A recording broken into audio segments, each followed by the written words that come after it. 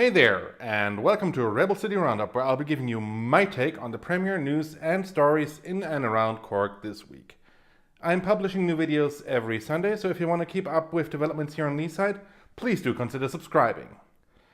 As you can see on the side of your screen, we have another full agenda today, so without further ado, let's get going.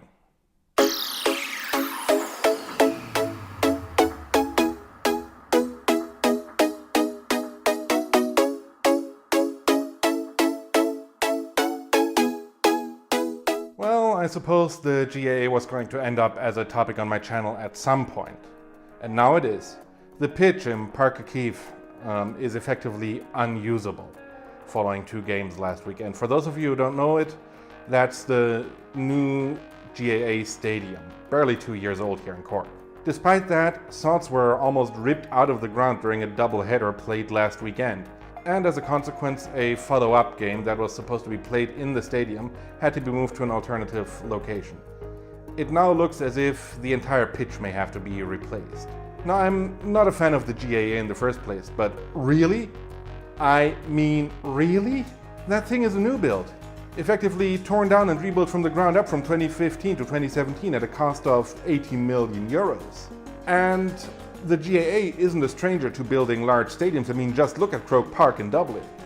However, the unprofessionalism and shoddiness on display here in Cork with that regard is simply appalling, especially given Cork GAA's questionable attitude towards the Liam Miller tribute match that was played last year. As far as I'm concerned, heads should roll with regards to this entire stadium debacle. However, I have a feeling that the old boys club within the Cork GAA will probably prevent that from happening. But that's just my take on things. What's your view? Be sure to put it down in the comment section below. While we're on the topic of old boys networks, it seems as if Donald Tusk, the president of the European Council, has ruffled a few feathers in just one of those.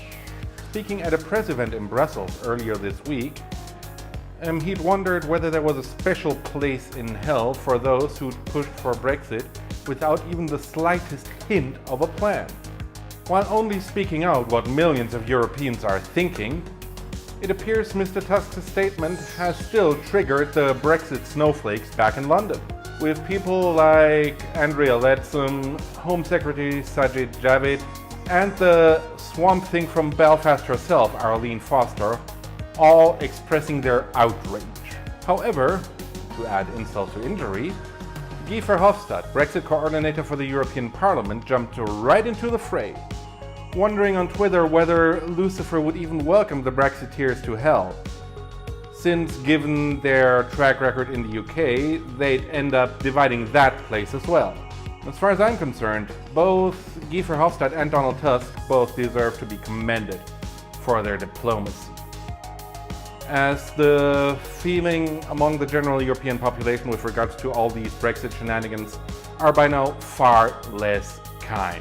To be honest, it's simply being driven forward by the desire of a certain few people to relive delusions of past grandeur, to make the UK a great power again, something which will never happen. And in the process of doing so, they are tearing up and tossing aside contracts and agreements that have secured the peace among Western European nations for decades. In fact, to be honest, I'm being reminded of the 1930s. Back then, the Rhineland, Austria, and Czechoslovakia were sparks that eventually led to a continent-wide conflagration. In this day and age, I'm afraid that the United Kingdom, and especially Northern Ireland, might be that spark. But once again, that's just my take. What's your view on things? Be sure to put it down in the comment section below. It seems as if Apple is trying to become a regular feature in my news roundups following their first appearance in last week's video, which I've linked up here.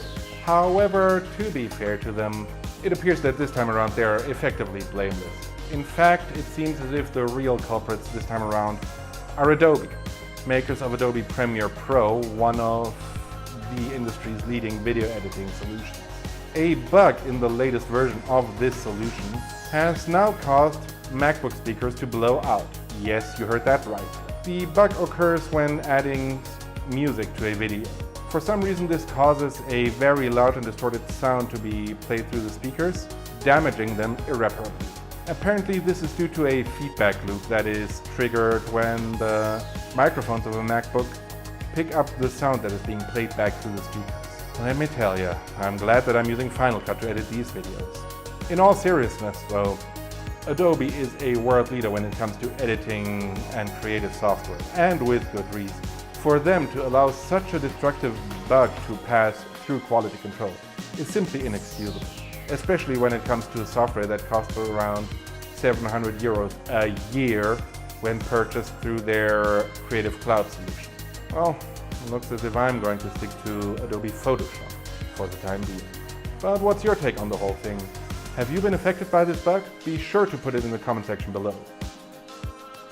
And for our final story of the week, we're delving into my favorite three-letter category, WTF.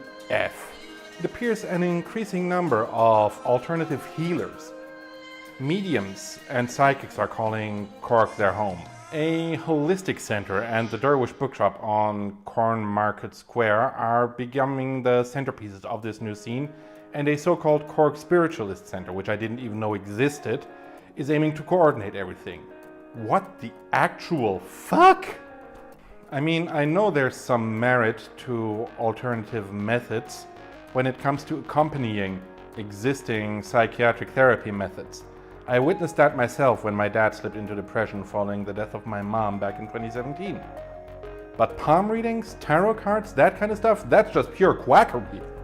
And while it may seem harmless on the surface, this kind of stuff is often a gateway to more extreme views, conspiracy theories, ethno-supremacy, you name it. And the fact that these courses are popular and even seen as an alternative speaks volumes to the lack of a proper STEM education here in this city. And what's worse, it shows a lack of an even very basic understanding of the scientific principles in general.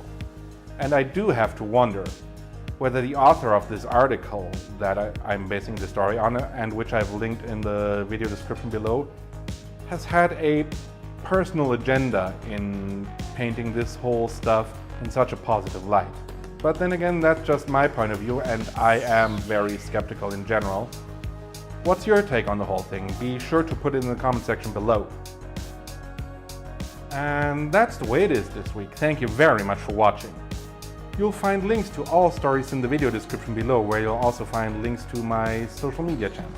If you enjoyed this video, be sure to click the like button and feel free to share it with your friends and family.